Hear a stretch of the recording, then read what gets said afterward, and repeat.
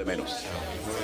Hermanos queridos, jamás en la vida nosotros pudimos llegar a pensar que estaríamos en una reunión como esta, con todos ustedes. Jamás se nos pasaría por la mente, ni en los mejores sueños.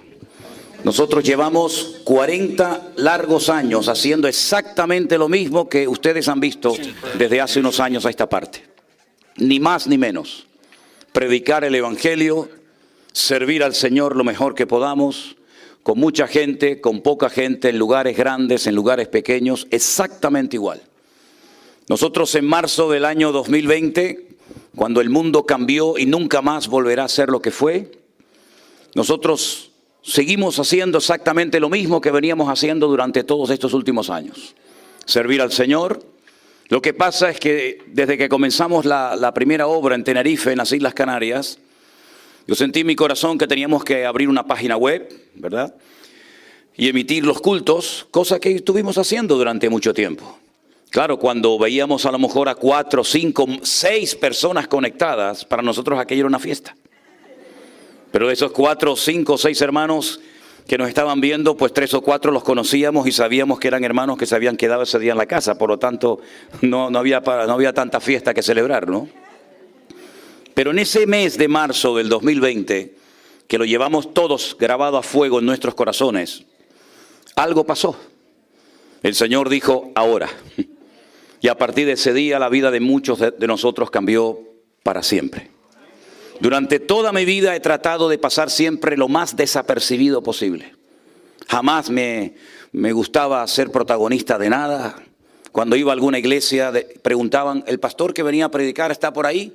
Yo estaba a lo mejor en el último rincón o sabe Dios, porque no me gustaba eso de ponerme en la primera fila, ni que me saludaran demasiado. Quería pasar lo más desapercibido posible. Bueno, esa etapa de mi vida ya es imposible recuperarla, porque ya a donde vaya uno, ¿verdad? En una gasolinera, en una carretera perdida, en un aeropuerto, en un barco, ya es muy complicado. Pero saben, queridos hermanos, me pasaron varias veces por la mente, mientras predicaba en aquel mes de marzo del año 2020. ¿Quién está viendo esto? ¿Quién está viendo esto? Incluso tuve la tentación, ustedes no lo saben, pero yo sí, de parar el mensaje y decirle a Elena, dejemos esto es una pérdida de tiempo, no lo está viendo nadie. No fue un día, ni 2, ni 3, ni 4, fueron muchos días, muchas semanas encerrados. Gracias a Dios, a mi querido Trotsky, a mi querido perro, que me permitía salir a la calle a pasearlo, porque en aquellos días solamente las autoridades españolas dejaban salir a los que teníamos perro o a los que iban al supermercado a comprar. Los perros en aquel tiempo estaban muy valorados porque los vecinos decían, déjame el perro, déjame el perro, déjame el perro. El pobre perro estaba ya agotado, ya no podía pasear más. Estaban agotados, veían a los seres humanos, salían corriendo los pobrecitos, ¿no? Esa era nuestra vida. El primer día que tuve que tomar la determinación de cerrar la iglesia, cosa que nunca había pensado que me ocurriría a mi ministerio, me puse de rodillas al lado de la cama y le dije al Señor, Señor, si esta obra es tuya y tú nos has llamado al ministerio, ahora tienes una oportunidad maravillosa para demostrarlo, Señor. Sin diezmos, sin ofrendas, sin gente, sin nada, pagando locales en España, teníamos que seguir pagándolos y nunca tuve la más mínima duda de que el Señor respaldaría la obra. Créame, antes del confinamiento sí pasaron momentos de lucha en mi vida diciendo, Señor, ya no podemos pagar la mensualidad, ya vamos 2 meses sin poder pagar, vamos a entrar en un 3er mes sin poder pagar el alquiler, cuando se nos juntaba el seguro, cuando se nos juntaba la luz, el agua y el alquiler, aquello era una lucha tremenda y créame que era para mí algo muy, muy, muy fuerte, ¿no? El tener que decir, bueno, no tenemos dinero, esperen un poquito, vamos a ver si podemos recuperar, ¿no? La iglesia siempre nos dio una ayuda, pero a veces nos daban un poco ahora y vamos a ver si podemos darte algo la semana que viene. Era una vida de supervivencia, pero con gozo, siempre con gozo. Nunca con quejas, nunca lamentándonos, sino al contrario, porque Elena y yo tenemos asumido de que el Señor nos llamó a la obra y no vamos detrás de dinero ni de diezmo. A veces cuando la gente me saluda y me da un sobre, yo me siento tan raro porque yo digo, pero si a nosotros no nos tienen que regalar nada, nosotros jamás hemos pedido dinero a nadie, ¿no? Y entonces el Señor nos comenzó a sorprender porque comenzaron a llamarnos de todo el mundo. Antes no nos llamaba ni el gato. Pero en los días del confinamiento nos llamaban de todas partes del mundo, hasta de una base norteamericana en Afganistán nos llamó un soldado. En Ushuaia, de las Islas Caimán. Claro, aprendí geografía en aquellos días de una manera bárbara. Porque decía, ¿dónde está eso? De Ushuaia nos llamaban, de la ciudad más austral del mundo. Un hermano de la iglesia que hacía 20 años que no se congregaba, comenzó a congregarse y un día le pregunté, hermano Jair, un hermano de Colombia, ¿quién lo trajo a usted a la iglesia? ¿Cómo vino usted a la iglesia? Y me dice, es que yo tengo una cuñada en Japón. Y le digo, ¿en Japón? Porque es japonesa. Dice, no, se casó con un japonés. Y me mandó un devocional y entonces me animó a que viniera a la iglesia y se está congregando con nosotros un hermano que es una bendición tremenda. ¿Sí? Y comenzaron a mandarnos ofrendas. $100, $20, 100, $80, $40, $50, $1000, $25. Y yo tenía que ir todos los días a esas empresas de RIA, de Western Union, de MoneyGram, a recoger ofrendas para la obra. Y los que me pagaban me decían, pero ¿usted por qué le mandan tanta plata? ¿Usted quién es? ¿Un traficante? ¿Usted que vende armas? ¿Qué cosa es esto? Digo, no, esto no es para mí. Yo soy el pastor de una iglesia. Y dirían, bueno, pues este pastor está nadando en el dólar, este tipo, ¿no? Y digo, no, es para la iglesia. Y nunca desde el 2020, en 40 años de ministerio, jamás volvimos a deber o a tener problemas para pagar las rentas de los alquileres. El Señor hizo algo increíble, créeme. Y el Señor comenzó a sorprendernos y asustarnos. Una mañana me levanté y tenía en mi teléfono 300 y pico mensajes. Yo decía, ¿se habrán equivocado? Salí corriendo a la cocina y le digo, Elena, mira. Y me dice, yo tengo también otros 200 o 300 mensajes. Era sentarnos a la mesa a comer. En aquel tiempo vivíamos dentro de la iglesia, no teníamos ni dinero para alquilar un pequeño apartamento. Y vivíamos en la iglesia y el teléfono estaba todo el día sonando. Y cuando ya era de noche, para nosotros, era de día para otros hermanos. Y nos llamaban y nos decían, hola hermano, buenos días. Yo decía, bueno, buenos días. Estamos ya que no damos más, ya es de noche. Y un día, y otro día, y otro día.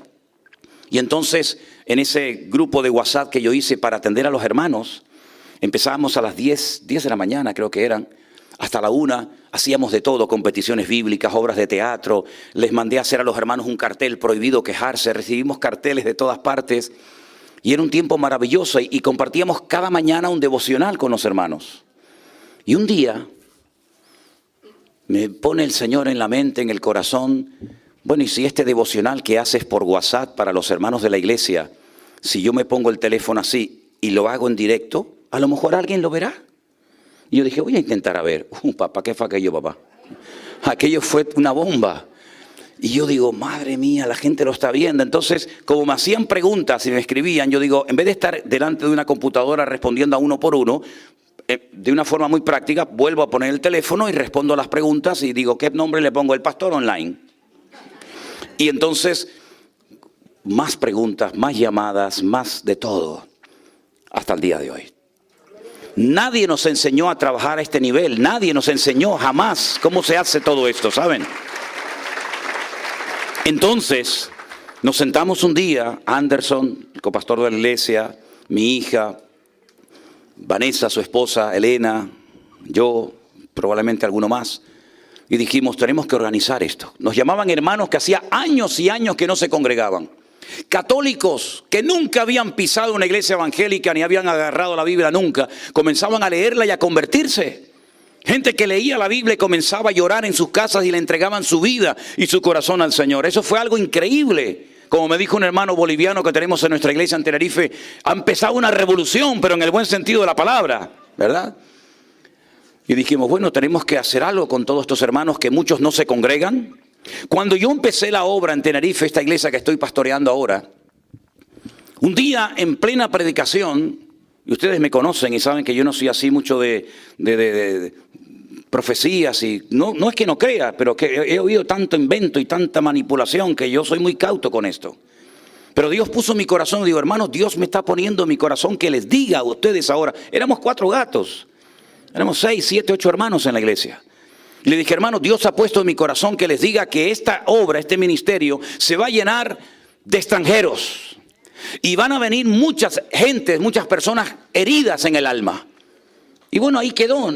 No sé si me creyeron o no, pero ahí quedó.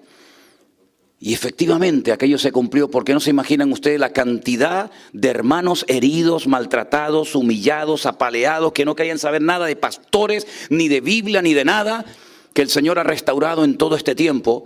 Y fíjense la cantidad de hermanos hondureños, guatemaltecos, argentinos, colombianos, chilenos, peruanos, venezolanos, de todas partes del mundo, que el Señor ha estado trayendo para su honra y para su gloria. Bendito sea Dios, bendito sea nuestro Dios, aleluya.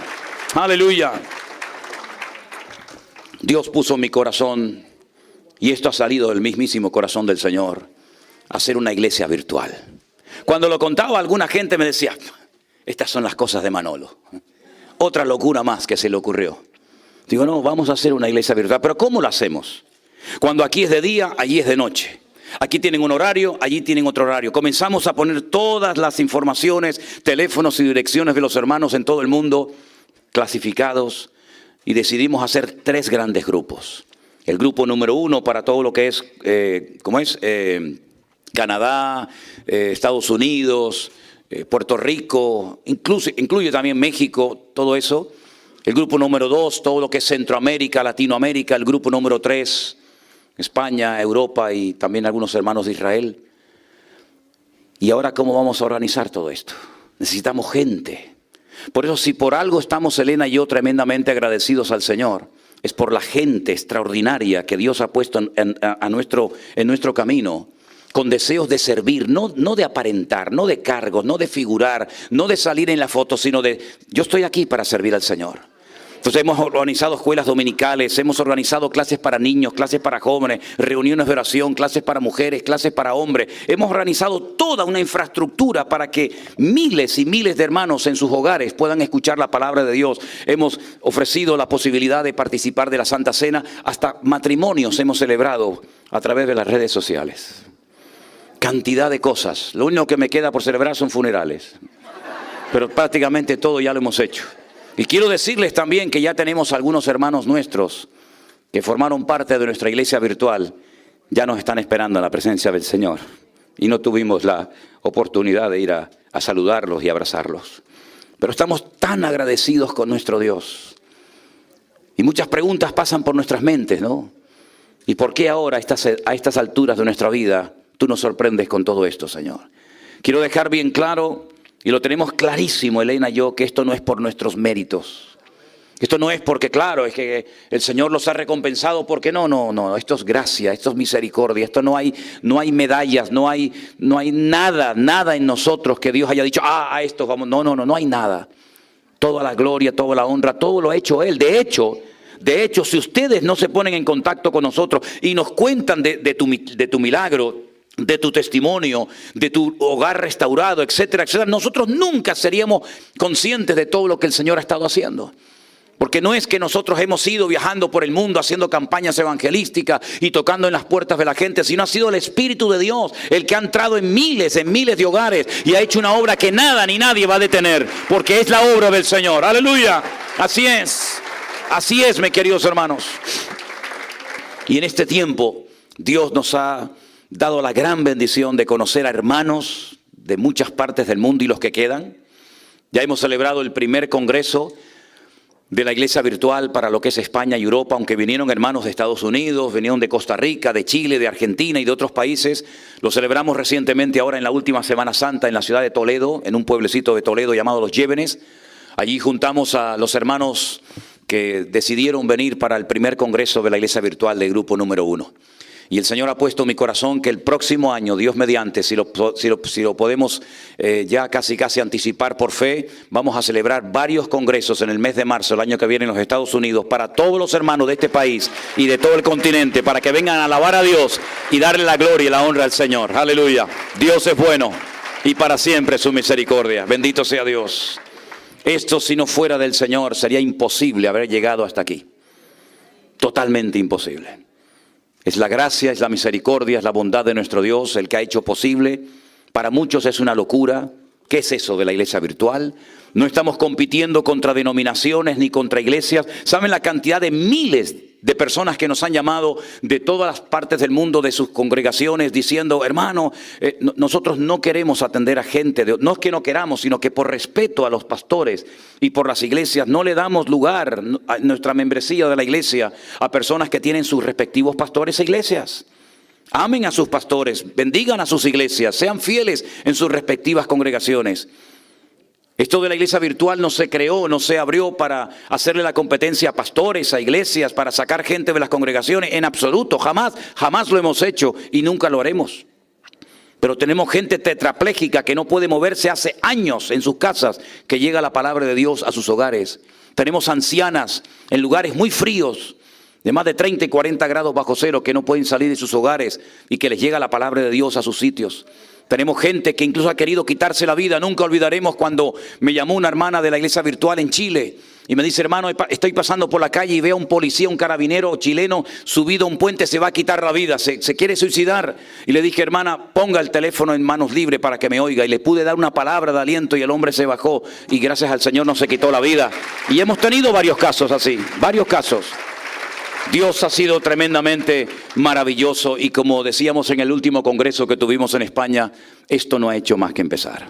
Lo mejor está por venir. Yo estoy plenamente convencido que esto no lo va a detener nada, porque no es la obra de Manolo, no es la obra de Elena, no es la obra de una iglesia, es la obra del Señor. Y el Señor dijo hace 2000 años que las puertas del Hades, las puertas del infierno no prevalecerían contra ella. Es una promesa del Señor y se cumple literalmente. Cuando yo leía en la Biblia ese pasaje de las puertas del Hades no prevalecerán contra la iglesia, dije, ¿dónde dijo el Señor esa palabra y por qué la dijo? Las puertas del Hades no prevalecerán contra la iglesia. Y un día cuando viajé a Israel, vi que en la Biblia ponía que el Señor dijo esta palabra, esta declaración en una ciudad que en aquel tiempo se llamaba Cesarea de Filipo. Y alquilamos un coche, rentamos un vehículo y viajamos al norte de Israel rumbo a la ciudad de Cesarea de Filipo. Todo el santo día dando vueltas de un lugar a otro y no aparecía Cesarea de Filipo por ninguna parte. Le preguntábamos a algunas personas y nos decían, no, Cesarea está en la costa. Digo, no, yo no digo Cesarea la marítima. Yo no digo esa Cesarea donde vivía Cornelio, ¿se acuerdan? Y de la cual salió el apóstol Pablo. Donde vivía Felipe con sus hijas. No, yo no digo esa Cesarea, yo digo Cesarea de Filipo. Y uno, menos mal, que nos dijo, no, pero ese nombre ya no existe. Hoy en día se llama Banias. Banias. Bien tarde a la noche llegamos a la ciudad de Banias. Y cuando llegamos allí, vimos una montaña de roca enorme de un lugar a otro, como una cordillera así montañosa. Eso está en la zona donde pertenecía antiguamente la tribu de Dan. Y cuando llegamos allí vimos que en esa cordillera montañosa había como un agujero, como una cueva.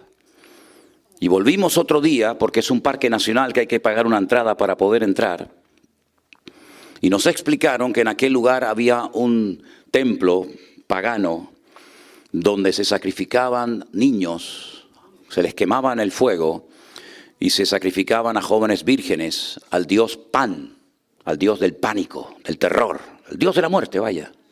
Y había un templo que la gente entraba por la puerta principal y a la salida del templo, por la parte de atrás, iban derechos justamente a esa cueva de la cual salía fuego. Y entonces al fuego lanzaban a sus hijos, ¿verdad? Los pasaban por el fuego y los quemaban. Y el Señor Jesucristo decidió un día ir a esa parte norte del país de Israel, Cesarea de Filipo, porque se hizo esa ciudad en honor al César Filipo. Y cuando llegó allí, le dijo a sus discípulos, quiero saber qué se habla de mí en este país. ¿Qué están opinando la gente por ahí? Y algunos discípulos le dijeron, Señor, algunos piensan que tú eres Juan el Bautista, que has resucitado de entre los muertos. ¿Qué más?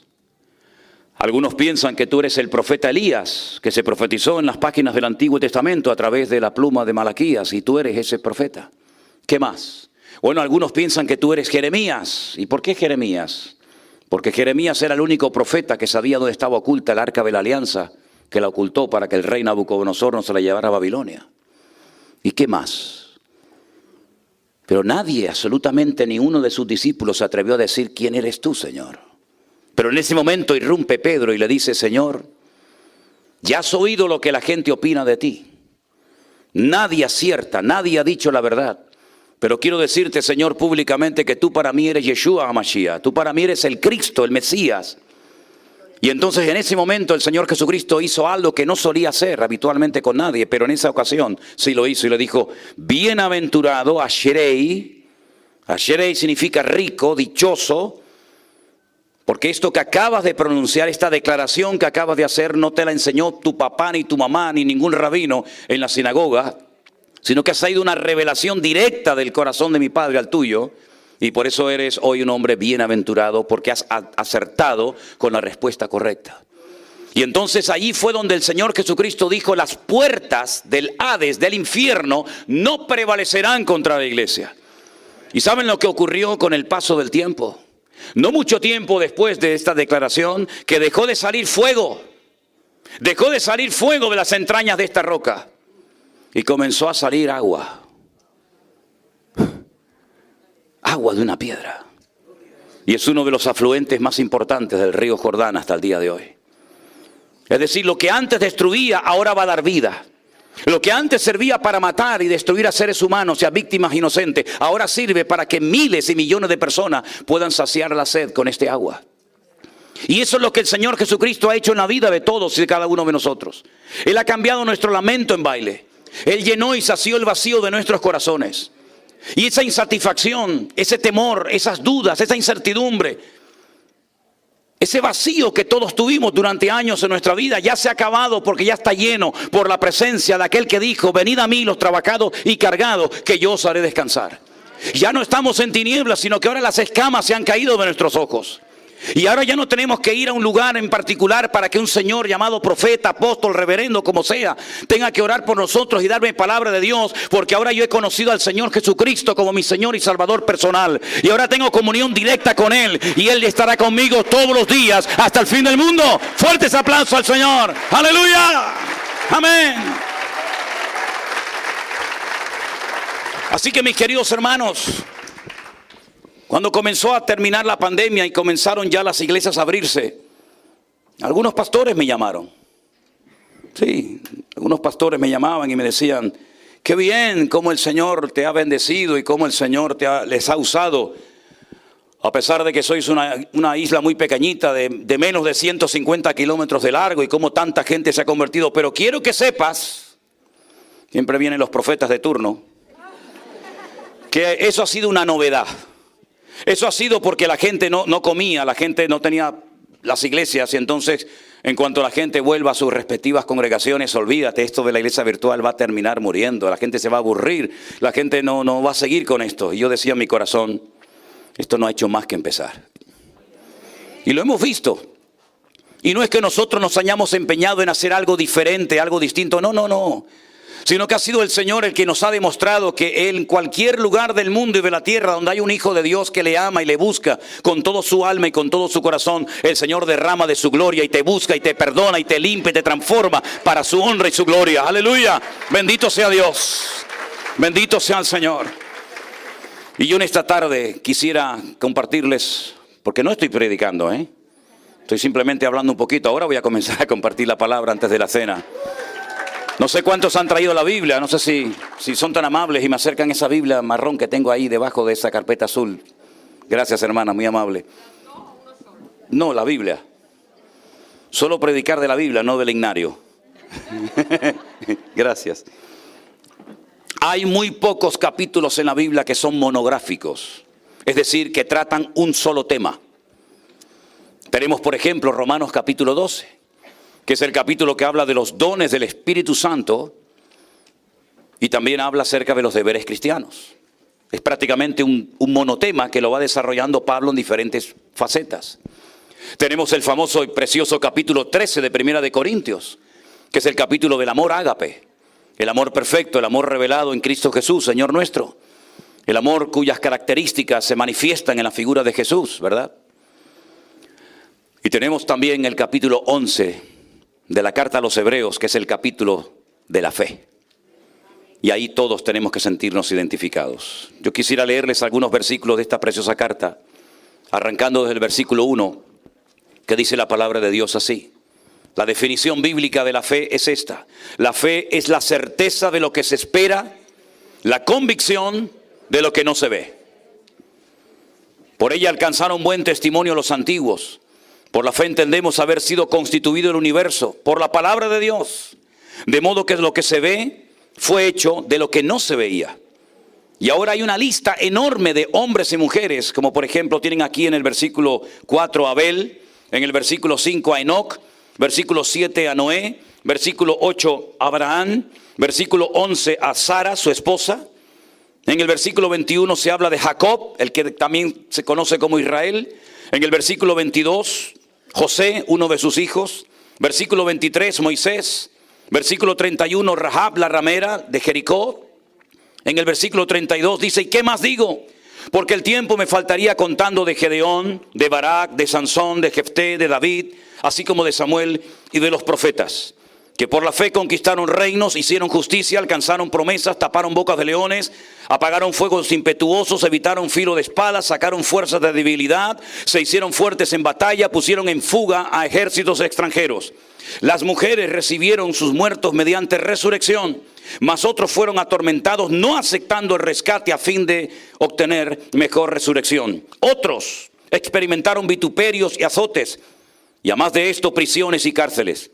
Fueron apedreados, aserrados, puestos a prueba, muertos a filo de espada, anduvieron de acá para allá cubiertos de pieles de ovejas y de cabras, pobres, angustiados, maltratados, de los cuales el mundo no era digno, errando por los desiertos, por los montes, por las cuevas y por las cavernas de la tierra. Y todos estos, aunque alcanzaron buen testimonio mediante la fe, no recibieron lo prometido, proveyendo Dios alguna cosa mejor para nosotros, para que no fuesen ellos perfeccionados aparte de nosotros. Me llama mucho la atención que, por ejemplo, cuando hablamos de la fe, algo tan importante hasta el punto que dice la Biblia que sin ella, sin fe, es imposible agradar a Dios. Da igual lo que usted sea, da igual el dinero que tenga, da igual cómo se llame. Si usted no tiene fe, usted nunca va a poder agradar a Dios. Es un requisito, es una ley del reino de Dios. Sin fe no se puede agradar a Dios. Sin fe es imposible servir al Señor. Pero es interesantísimo ver la cantidad de enfoques diferentes que la Biblia le da a este tema de la fe. La fe salvadora, por gracia sois salvos, por medio de la fe, y esto no de vosotros, pues es don de Dios, Efesios 2, 8 y 9. Romanos capítulo 12 nos habla, 1 Corintios capítulo 12 nos habla acerca de la fe como un don.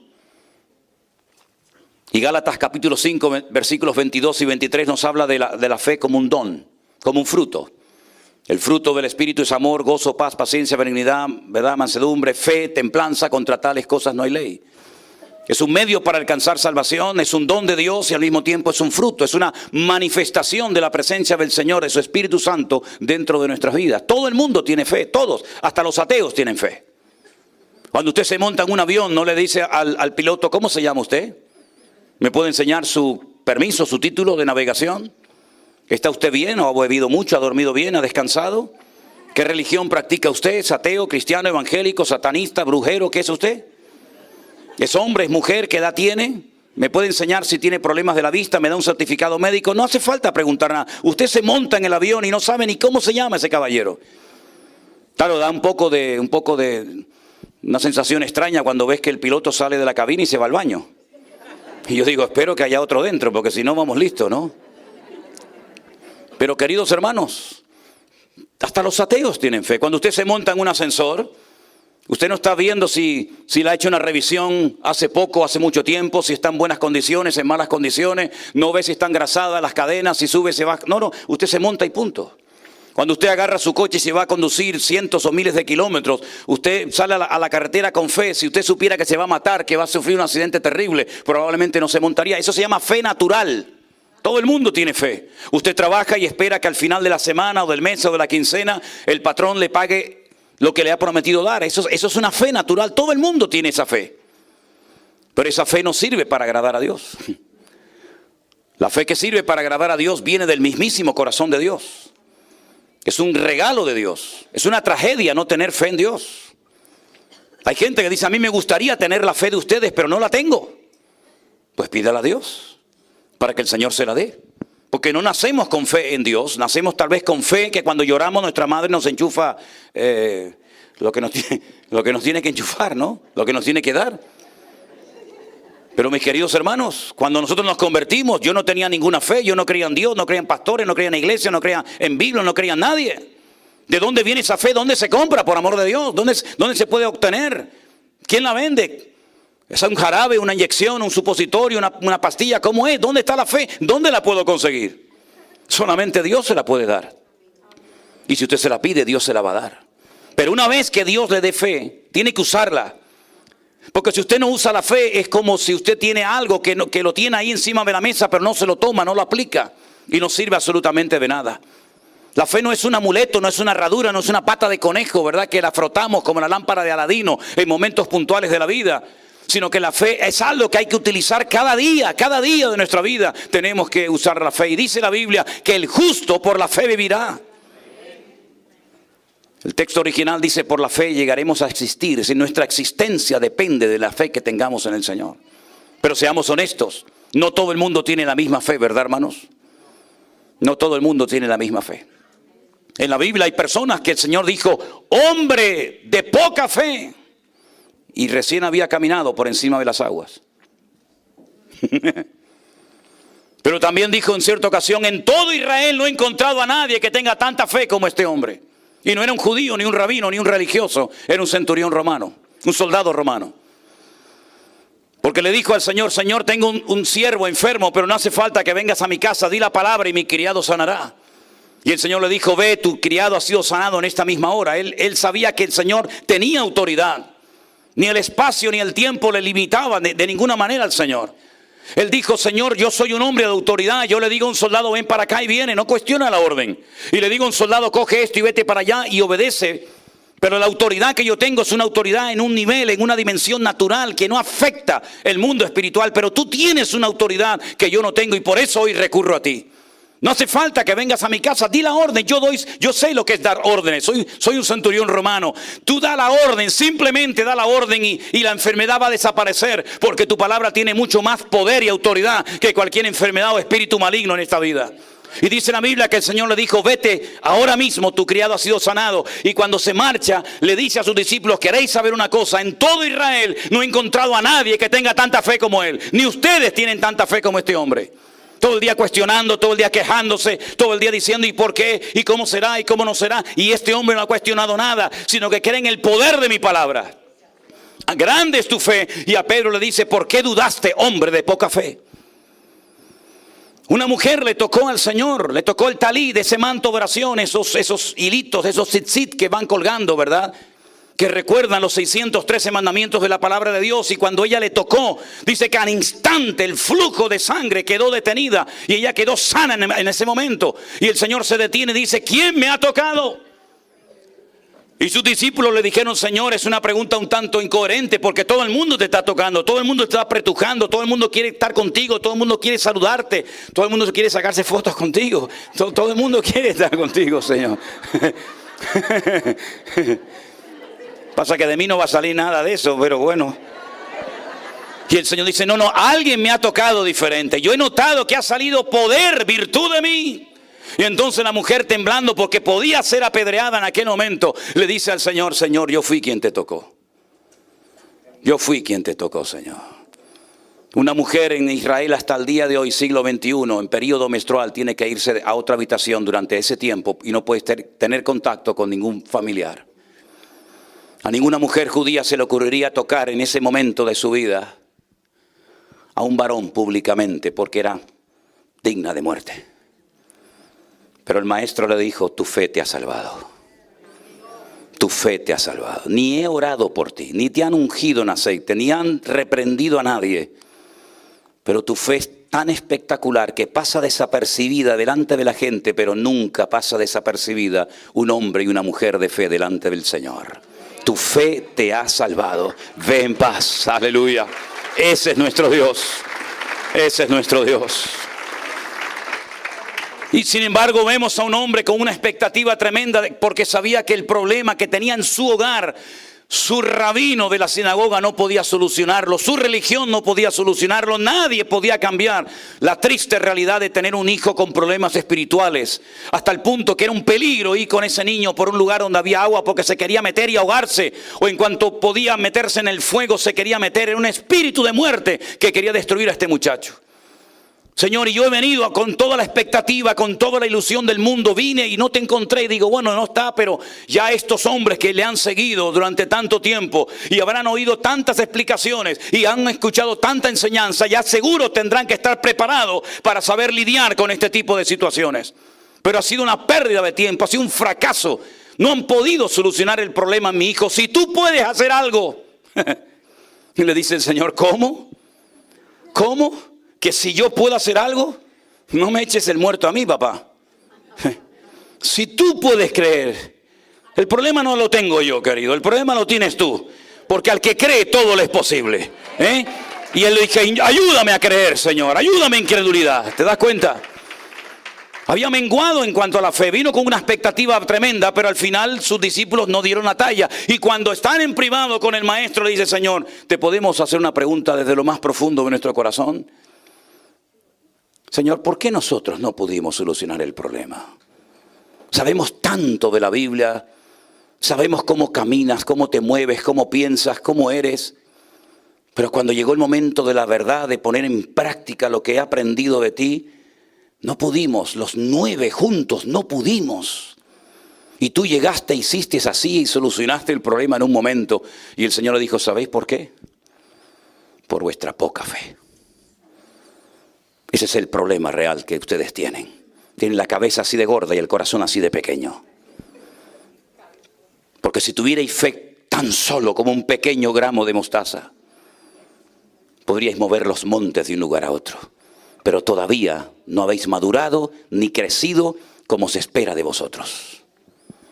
Se tuvieron que tragar la explicación del maestro. Hasta el último momento, hasta el día de la ascensión.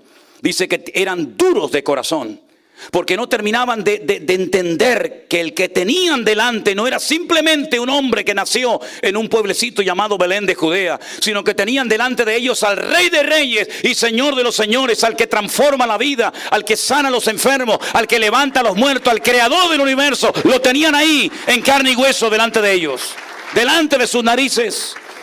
Y por eso, mis queridos hermanos, cuando uno lee todo el capítulo de Hebreos, que espero que lo puedan leer esta noche o en los próximos días, uno dice, no eran superhombres, no eran supermanes, eran personas con tentaciones, con debilidades, con caídas, con tropiezos, con defectos, como todos. Ay, amigo, pero cuando echaban mano de la fe en el Señor, eran capaces, hermanos, de levantarse contra leones o contra osos y los vencían como si fueran hormigas. Eran capaces de derrotar gigantes. Eran capaces de hacer maravillas. Y no solamente eran capaces de hacer algo instantáneo y ya está. Sino que eran capaces de mantenerse un día y otro día y un año y 2 años. Y 120 años construyendo un barco. En medio de un desierto. Eso es una locura hasta el día de hoy. Si a alguien se le ocurre construir un barco de 300 metros de largo, 13 metros de ancho y 50 metros de altura en un desierto, dirían, estar loco, querido. Pues eso fue lo que hizo Noé durante 120 años. Y supo involucrar a sus hijos. Y supo involucrar a las esposas de sus hijos. Y toda la familia se involucró en la obra de Dios en aquel momento. ¿Por qué? Porque tuvo fe en la palabra de Dios. No sintió nada, no vio nada. No vino un ángel del cielo a revelarle la voluntad de Dios, como en el caso de María o de Daniel o otros. Pero él creyó en la palabra de Dios. Algo va a pasar y tenemos que prepararnos para que no nos destruya el diluvio. Y se preparó y fue una fe constante, permanente, de un día y de otro. ¿Y qué es lo que nos mantiene firmes en la fe? ¿El aplauso? ¿El reconocimiento? ¿Las flores? ¿Las ofrendas? No, lo que nos mantiene firmes es cuando tenemos la fe puesta sobre la roca, que es la palabra de Dios. Soplan vientos, vienen tormentas, vienen pruebas, pero permanecemos para la gloria de Dios. Porque la fe es alimentada por la palabra, y la palabra es lo que alimenta la fe. Porque la fe viene por oír, por obedecer la palabra de nuestro Dios. Por eso dice que sin fe es imposible agradar a Dios. ¿Y qué fue lo que motivó a Abraham? Un hombre que vivía muy bien en Ur de los Caldeos, en Kuwait, donde hoy en día estaría Ur de los Caldeos. que fue lo que motivó a un muchacho a salir de su casa. ¿Saben lo que significaba salir de la casa del padre sin que éste hubiera muerto? Ser desheredado automáticamente. ¿Qué fue lo que motivó a este hombre a salir de su casa, de su tierra, de su parentela, de su país, sin saber a dónde iba? Porque yo agradezco el esfuerzo que muchos de ustedes han hecho por venir esta tarde a este lugar, pero sabían a dónde venían. Pero es que Abraham, si alguien le preguntaba, incluso a su querido padre, pero hijo, ¿tú a dónde vas? ¿Pero qué mosca te ha picado? ¿Ir a dónde? No lo sé. ¿Cómo que no lo sabes?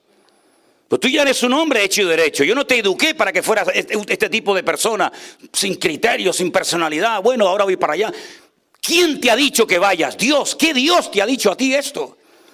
Él salió sin saber a dónde iba, no llevaba mapa, no llevaba brújula, no llevaba GPS, no llevaba nada. No llevaba las coordenadas del lugar exacto donde tenía que ir, pero él salió sin saber a dónde iba. Y en el camino Dios le fue hablando y revelando su gloria, porque se mantuvo en la fe en el Señor.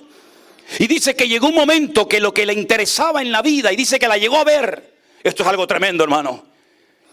Lo que a él le interesaba no era tanto llegar a la tierra que fluye leche y miel, a la tierra de Canaán, la tierra de Israel, sino que él lo que en el fondo buscaba era la ciudad cuyo arquitecto y fundador es Dios.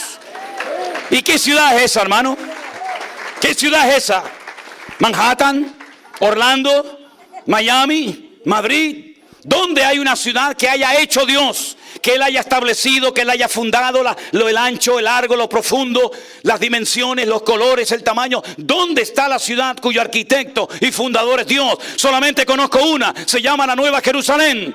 Y Él dice que la vio y la saludó de lejos, diciendo, algún día yo estaré en esa ciudad. Nunca había ido a un culto. No era miembro de la iglesia virtual Centro Evangélico Vida Nueva. No había leído la Biblia, no tenía pastor, no tenía nada, pero tenía un Dios que le acompañó hasta el último momento de su vida. Y fue tan grande la fe de este hombre. Escuchen bien, hermanos. Fue tan grande la fe de este varón de Dios, que cuando el Señor le honra y le premia con un hijo, Isaac, el hijo de la promesa, el Señor le habla un día y le dice, ahora quiero que me lo sacrifiques sobre un altar. Ponte en el lugar de Abraham. Ponte en el lugar de Abraham. Vete a tu esposa y dile, despídete de tu hijo porque nunca más lo vas a volver a ver. ¿Por qué? El Señor me lo ha pedido en ofrenda, en sacrificio.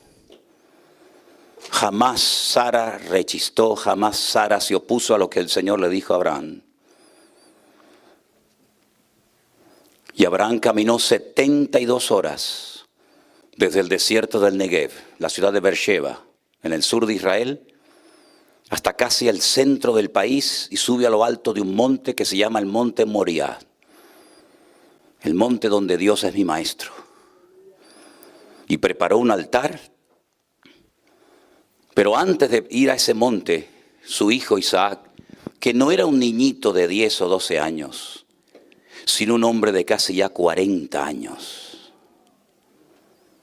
¿No habían oído eso, verdad? Dice, papá, hemos ido muchas veces a hacer sacrificios al Señor, Dios que te llamó un día. Yo veo que vas bien preparado con el cuchillo, con la leña, con el fuego, pero aquí falta lo más importante. El sacrificio, el holocausto, el cordero. Y Abraham le dijo, tranquilo. Dios proveerá. Dios proveerá. Tranquilo, tú tranquilo, Dios proveerá. ¿Proveer dónde, papá? ¿Dónde va a proveer, papá? Es que estamos tú y yo solos. Y le dice a sus criados, quédense aquí, espérennos aquí, que nosotros iremos, adoraremos y volveremos.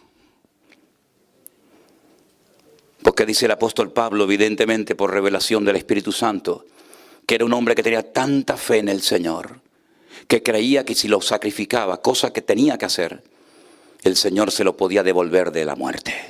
Nunca jamás nadie había resucitado de los muertos, pero él conocía a Dios. Y el hombre y la mujer y la iglesia y el ministerio que conoce a Dios no ve limitaciones, solamente ve a Dios por todas partes. Por eso yo me revelo y me he revelado durante toda mi vida Y he peleado con uñas y dientes por desmantelar esa idea de que el diablo está en todas partes molestándonos todo el santo día.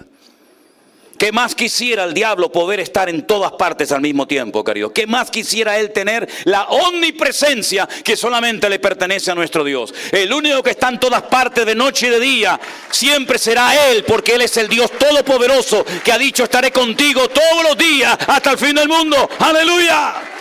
Él sí que puede estar en todas partes al mismo tiempo. Así que no te preocupes. No mires a lo que no tenemos, sino mira al Dios que tenemos y el Señor proveerá. Es un hombre tremendo. Fíjense qué tremendo es esto. Que cuando él muere, su hijo Isaac hereda la fe de su padre. Y cuando Isaac muere, su hijo Jacob hereda la fe de su abuelo y de su padre. Por eso se conoce en la Biblia como el Dios de Abraham, el Dios de Isaac y el Dios de Jacob. Se traspasó la fe, no solamente el conocimiento, sino la fe en Dios de generación en generación. Y estos tres grandes hombres de Dios fueron enterrados en un monte, en una ciudad que se llama el monte Hebrón.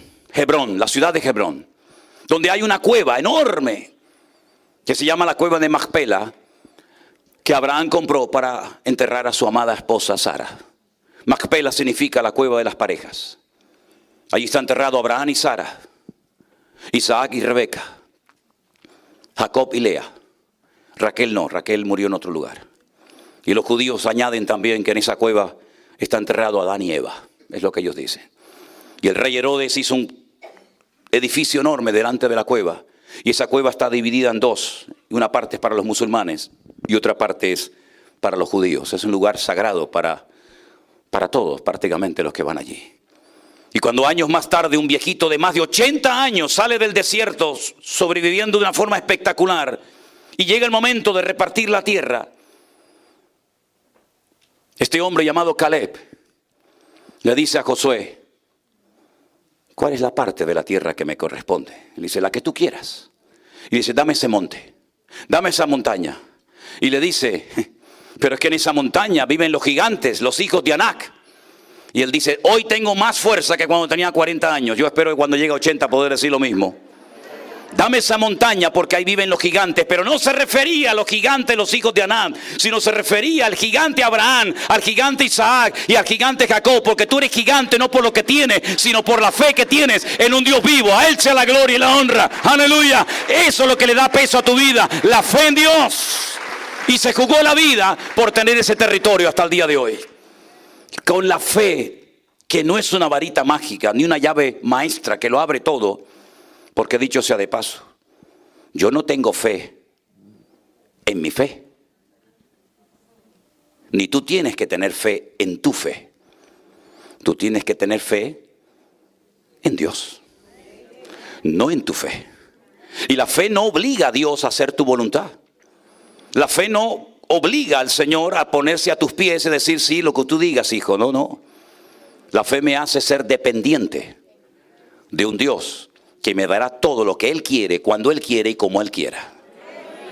Y ahora permanece en la fe, la esperanza y el amor. Estos tres, pero el mayor de ellos es el amor.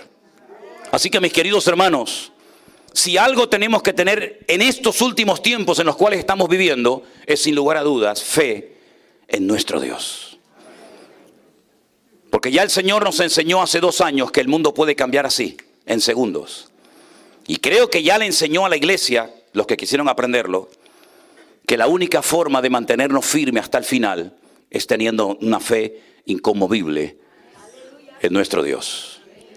Podríamos hablar horas, créame, horas acerca de todo esto, ir personaje por personaje, pero solamente quiero citar las últimas palabras de nuestro querido hermano y apóstol Pablo. Él escribe una carta al joven pastor Timoteo, pastor que está pastoreando la iglesia en Éfeso, y le dice: el tiempo de mi partida está cercano. Quiero decirte que he corrido la buena batalla, he corrido la carrera, he peleado la buena batalla, he guardado la fe. Nadie me la ha quitado, me han quitado piel a tiras, me han quitado tantas cosas, pero la fe nadie me la ha podido quitar. Y no ha sido fácil llegar hasta aquí, porque quiero que sepas y que toda la cristiandad sepa que en mi primera defensa, cuando me sacaron de la cárcel para juzgarme o hacer que me juzgaban, ninguno estuvo a mi lado. Nadie. Estuve más solo que la una. Demas me desamparó amando este mundo. Alejandro el calderero me causó muchísimos males. Que el Señor le pague conforme a sus hechos. Nadie estuvo a mi lado, pero, escuchen bien esto, pero el Señor estuvo a mi lado y me dio fuerzas y me libró de la boca del león y me permitió predicar la palabra de tal manera que todos en aquel lugar fueran evangelizados. Y el Señor me librará de toda obra mala y me preservará para su reino celestial.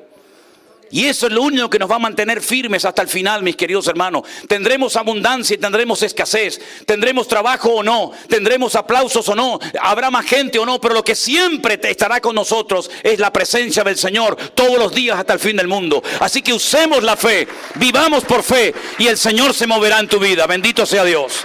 Pónganse de pie, queridos hermanos, en esta tarde. Aleluya. Póngase ahí de pie en esta tarde donde está. Y oremos a nuestro Dios.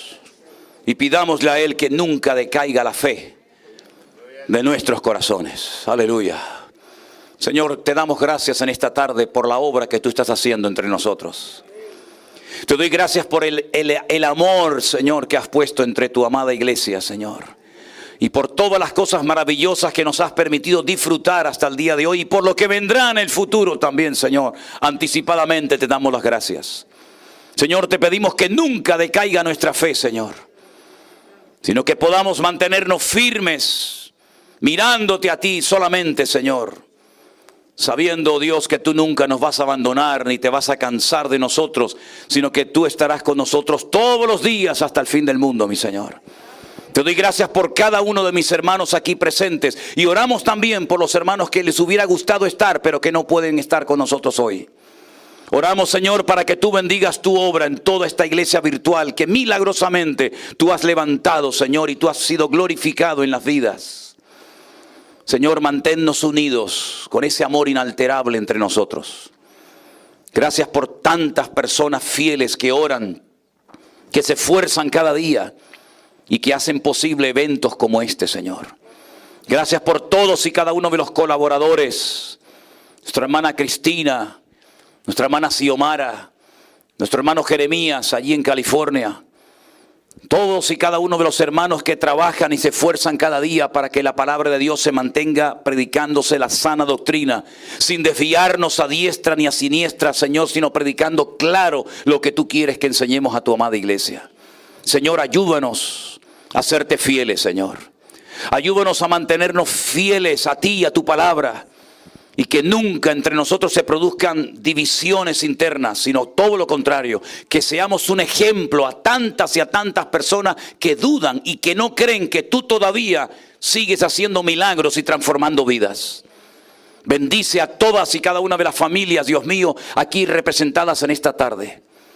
Bendice nuestros hijos, bendice los matrimonios. Las personas que están nuevas en esta tarde entre nosotros, que hoy haya personas que decidan aceptar y recibir al Señor Jesucristo en sus corazones como su Señor y Salvador personal, Dios mío. Gracias por los maridos que han venido acompañando a sus esposas. Gracias por los hijos, Señor, que tal vez aún no se han convertido, pero que hoy están aquí y han oído tu palabra. Y sabemos que no saldrán igual que como entraron. Señor, te daremos siempre a ti la gloria y la honra. Y gracias por permitirnos a estas alturas de nuestra vida y de nuestro ministerio ver tantas cosas lindas y hermosas que tú estás haciendo entre tu pueblo, Señor. Gracias por esta comida, por esta cena que también vamos a poder participar. Pedimos, Señor, que podamos disfrutar y podamos, Señor, pasar un tiempo inolvidable. El tiempo que nos resta en este salón. Y gracias, Señor, por cada uno de mis hermanos. Te doy gracias por sus vidas. En el nombre de Jesús. Amén y amén. Fuerte ese aplauso a nuestro Dios. Aleluya. Amén. Amén. Salude al hermano que está a su lado. 3 o 4 hermanos, salúdelo. Diga, hermano, Dios le bendiga. Dios le bendiga. La paz del Señor sea sobre su vida. Dele la bienvenida si no lo conoce. Dígale, hermano, soy de esta ciudad. Soy de este sitio. Dele la más cordial bienvenida a sus hermanos. Preséntese, dele un abrazo, un beso. Y dígale, hermano, cuánto me alegro de verte y conocerte personalmente. Que Dios les bendiga grandemente. La paz del Señor les acompañe. Así que hermanos queridos, que Dios les bendiga. Quiero también que por favor le demos un aplauso a todos los que han hecho posible que todo esto esté tan lindo y tan preparado. Que Dios les bendiga. Bendiciones. Y quiero llamarles, por favor, hermana Cristina, hermana Xiomara, y lo que ustedes me digan, hermanas que han colaborado. Miren, tomen asiento. Cuando llegamos a este salón, las sillas, las mesas no estaban colocadas. Ha habido gente que las ha traído, que las ha colocado. Después, cuando termine la reunión, los que podamos colaboraremos para que todo se recoja y quede bien. ¿Se ha pagado todo? Gracias al Señor. El salón, ¿cuánto costó este salón? 1.500. Este salón costó, alquilarlo, hay un sonido raro aquí dentro. Este salón costó $1.500 alquilarlo. Lo hemos alquilado porque no tenemos una iglesia de momento. No tenemos un local físico en este lugar. Hemos tenido que rentar este lugar y nuestra hermana Cristina me dice que gracias al Señor se ha cubierto.